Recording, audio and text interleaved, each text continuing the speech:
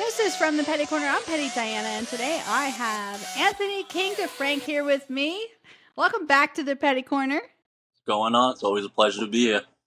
Always a pleasure to have you, and there's a lot of exciting things coming up. We got Power Slap 10 coming up this week. Oh, And yeah. you're on that card, too. Oh, yeah. Main event, I got number one contender. This is probably my biggest match I've probably had so far. And I like it because my biggest thing is I like to be challenged. And Gianni, he was a good opponent, but it wasn't as to the challenge I really needed. Josh, that was perfect. That was the exact challenge I needed. And my biggest thing is everything happens for a reason. I felt like I had to lose at that time to whether learn something or grow throughout that experience. And now the one thing that I could say that I have that McGregor doesn't have, I tasted defeat. So Yes, and I'm so excited for you and Dakota to get this opportunity. Have they told you guys that this is for number one contender? I think so. I can't think so. I'm 90%. Yes, yes, yeah, yeah. So that makes this match even more exciting. But, you and Dakota got really close in the house. So how are you feeling going against him? Honestly, this is my biggest thing. Me and him are brothers. That's my brother. Regardless of what happens out there, we're gonna come out even stronger. But it's good because we had to get this out of the way. We were gonna face each other regardless. So it's kind of good that we kind of knock it out the way, get it over with, and it's good because I like to face the best of the best, and at the moment, it's McGregor. So. Yes, I love it. I know I am so excited. I'm going to be there live, so I can't wait to Oh, see that. oh yeah, it's gonna be a show for sure. Definitely gonna put on a show. Yes. Okay. And then last time I had talked to you, I had you here with Nate Bernard, and you were saying that Dakota was going to fly to New York, but then his match ended up getting canceled, so he never came to New York. Do you guys have plans for after Vegas? Is he coming to New York, or is he going to go back home to Canada? So what we have planned, this is going to be an interesting fight week. So when we get out there, me and him are going to be spending the whole week together. Then we're going to fight, and then we're going to come back to New York and make a whole bunch of content. So we're spending the whole 2 weeks next 2 weeks together, pretty much, and we're going to battle it out on the stage, give it an absolute all, and then come out as brothers and then party it up. I can't wait to see what you guys do. Oh yeah, there's gonna be a bunch of content coming soon. We did have to reschedule that food drive because of everything that did happen. So we're gonna see if maybe we can get something worked out. I don't want to say 100% yet, but we're definitely gonna try to maybe get something happening in that direction. Yeah. And Christmas is coming up, so I'm sure there's Perfect lots of timing. organizations you guys can partner with to Yeah. get something going there. Yep. Exactly. And even if we could just do something, it doesn't have to be anything too big, but at least it's something to give back. So we did our job. Definitely. Yeah. So then, like, the last time we've seen you publicly, like on a public platform, was Road to the Title. What was Yep. your experience like there? Honestly, it was amazing. I enjoyed every second of it. The experience, the environment, the people. We've all made a brotherhood there, and I feel like that went perfectly. I won one and I lost one, so I tasted both sides of it. I got a feel of both. So now I know every aspect of the fight game in a sense because I have won, I have lost, but I lost in probably the best possible way possible. It was a 3-round decision. I played strategically. Which I could have did better maybe offensively, but I'm never one to make excuses. He was the better man that night. But I did learn a lot throughout this experience, and now the one thing, like I said before, I did taste defeat, so that is the one thing I do have over McGregor. But everything I learned throughout this experience is just gonna play a big factor into my next performance Friday, December. Oh yeah. Yes. December 6th at the Fontainebleau in Las Vegas. Yep, exactly. I said December. I didn't even say the 6th. The 6th, exactly. It's Yeah. gonna be So, crazy. so what have you been doing in your off time since Road to the Title to be prepared for this moment? So I've been working I've been working out almost every day, whether that's me just going to the gym, doing chest, shoulders, arms, just all stuff, legs, anything that incorporates to it. I do hand workouts. I have the neck harness, the little jaw sizer thing. So everything I can really kind of incorporate into that, I do that as well. And then, other than that, I was just making content, just getting the funny side of things out there and just keep promoting myself as well. Do you have any nerves about this being, the first live event that you're doing? Do you have any nerves going into this like that? My biggest thing is I don't like to think about it until I get there because then I'll get in my head too much. And the biggest thing is this is a big mental game. My thing is, I know myself, I know my opponent, I know what he's capable of, but I also know what I'm capable of. So I don't think about it till I go up there, and then when I go up there, it kind of just all takes over. Even if I might have a little bit of nerves, but it's not gonna get to me. I'm used to it, you know. I kind of feed off that and I turn that into aggression, and then use it in my match to fuel me. And especially with the crowd, that's perfect because I'm the kind of person when I first this kind of all ties back together. So it's a funny story. When I first did social media, the whole reason I started doing social media, I blew up in a video. I was boxing in the city, surrounded by a whole bunch of people, crowd cheering me on, going crazy.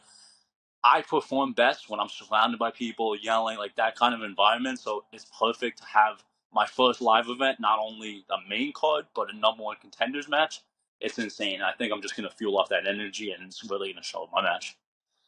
Okay, and then in your off time, you're also a comedian, so you're not shy to going on stage and performing in front of people, right? Yep, definitely. And that's my biggest thing, you know. My thing is I get more like nervous and like awkward around family than I do people I don't know. Because if I don't know you, I don't care what you think about me. You can have any opinion you want. The only opinion I really care about is my family and my friends. Anybody else, I don't care. You can think I'm an idiot. You can think anything about me. But the one thing about me, I'm never going to let anything hold me back. I don't care about looking stupid. I don't care about losing. I'm going to try everything. You only live once. And like Michael Jordan said, you miss 99% of the shots you don't take. So, and look how far I came just because of all the shots I've taken, you know, whether that be from music, whether it be from YouTube, social media, power slap. It's just, I just like to keep challenging myself and I can keep getting better. Why stop? Yes, I love it. Do you have any friends or family flying out from New York to Vegas for this event? So not in New York, but I do have my old high school friend. He's actually coming out. We actually grew up together, so he's gonna be there supporting me. I was gonna bring my family and my girl, but they had stuff going on that they couldn't make it happen. But yeah, I'm definitely gonna have my boy from high school, which and one of the kids from season 3, Amir. He's actually gonna be coming out there as well. Help me get ready for my fight. Let's go. I finally get to meet the famous Amir. Oh yeah, come back, kid. It's time for him to come back, kid. Let's go. Okay, Oh so yeah. you come from like a comedy, musician, influencer background. Like, how did that bring you into Power Slap? So I'll give you like a whole backstory. So when I graduated, everybody from my high school they were doing music, and I kind of did it just to joke around because I'm a comedian. Like I've always been funny. That's my personality. So I did it as a joke, and then my personality, no matter what I do, I always think I'm the best, and I'm always gonna think that because that's how you're supposed to be. You're supposed to have that confidence. So that alone, that's what really started my thing because people would see the music, it would be absolutely horrible trash, like you wouldn't want to listen to it, but the confidence, the cockiness, you're like, what the fuck, I'm gonna listen to this. So then eventually I kept doing it, I started getting better and better, and then I kind of transitioned that into YouTube, and I started doing a podcast, Instagram, TikTok, all that kind of stuff. And my biggest thing is, like I said, I like to try everything. So my biggest thing, if you look at my Instagram bio, I have artists, and it's not because I do music. It's because I like creating stuff from nothing. If I have an idea or a thought, I like to bring that to life. Whether that's YouTube, music, me performing on stage, that's my biggest thing. I love that. Aw, I love that. So, okay, so you do all these crazy things, and what are you still doing? So, like, what am I currently still doing? You say? Yes. So right now I just do mainly it's Instagram and YouTube. But when I do get back, I want to plan out a comedy special, maybe like an hour, maybe just go off the crowd kind of thing, like crowd reactions, do that. But my biggest thing, I just want to try everything. I want to explore as much as possible and just really push myself out there because you do only live once and you never know. Tomorrow's never promised. So why not try as many things as possible, even if you fail or fall flat in your face? As long as you tried, that's all that matters. Yeah, okay. And I saw like recently you performed at a comedy club. Do you how often do you do that? So, backstory on that. It wasn't like an actual like performance side of things. It was more like we went out for my uncle's birthday, and then me, you know, my personality. They told me to get on stage, make some jokes. So I went up there, I made a couple jokes, and then the crowd loved it. So then I just sat down after that. But that was kind of it. But that showed me my confidence alone. That really showed me that I could make it. I could make that like a possibility. And that's the biggest thing. Anything is possible if you have the confidence. You could be horrible at anything, but as long as you have that confidence, you're gonna be 10 times better than you would have been without it. Yes. Okay, and go ahead and plug your podcast right here. Are you still active on it? I've been since the show. I haven't been posting too much. There is 5 episodes out right now. That's on YouTube. It's under my Kiing Defrank channel. If you go to the podcast section specifically, I haven't made an official channel for that yet. Once I start putting more episodes out, I probably will. But that's more of a, traditional roles. The Catholic Christian kind of values and how I grew up, kind of, and it's what everybody knows, but it's kind of more just bringing it back to light. The way I used to do it, though, the one thing I will say is there's going to be a change on how the old episodes were versus the new ones. I had a lot of crazy thoughts in the old ones that I don't feel the same on anymore, but we're definitely going to have a comeback episode that's going to explain all that. So, Do you have a time frame on when you're going to come back? what I kind of want to do is when McGregor comes out, we might end up getting a podcast out. So, either then or if not, maybe the end of January, the latest. I love it. But Okay. that means Well, when I you spoke do, about. When I do, though, I didn't mean to cut you off, but when I do, that means you have to be on there. Okay. Yep. I might have to fly to New York with you guys. Yep. Exactly. Exactly. Okay, so you did speak about growing up. You currently live in New York. Were you born in New York? Yeah. I was born in Long Island, Mercy Hospital. And I grew up here since high school. And then once I ninth grade, I went over to Pennsylvania. I went to high school up there. I did 2 years of college. I never ended up finishing. And then I ended up moving back to New York. Okay, so I was born in Queens, New York. I was born in LaGuardia Hospital. It's not even around anymore. It's like renamed to something else. Yeah. I'm like I on my only, I only paperwork know it says like LaGuardia because of the LaGuardia airport. Airport, but Yep. Exactly. but Exactly. yeah, so that's still around. And then I was raised in Pennsylvania, the Poconos. So where in Pennsylvania, where you live? Where Poconos. did you go to high school? The Poconos. Yep. It was actually Pocono Mountain East High School. Okay, so that was actually not too far from where I grew Mm. up. So I went to Wallenpaupack. Ooh, okay, okay. So I was just So in I a was right in small little town Henryville. between Scranton and Milford. Yep, I was right in Henryville, which was right by Tannersville. So it was like right on the edge Yeah. of like So we that. went to Tannersville to the outlets and Yep. Camelback and all that Hmm. fun stuff You want to over hear something there. crazy? I used to work at Camelback, Kalahari, and Great Wolf. I used to be a lifeguard No at all three of them. shit. Yep. Hmm. Wow. See, I didn't know that. That's awesome. Yeah. So that's like we lived around each other, but like I'm like almost 10 years older than you, so we Yep. weren't there at the same time. Mm-mm. You experienced it first, and I got the end of it. Yeah. Okay. So since the show, have you gotten your passport? Because I know there was a passport issue on this last event. You did. Yes, I made sure I got that. That was one of the, that was heartbreaking. I wanted to go out to Abu Dhabi so badly. Not only just, I didn't even care about the fight, just for the experience itself. That's my dream number one place in the entire world to go.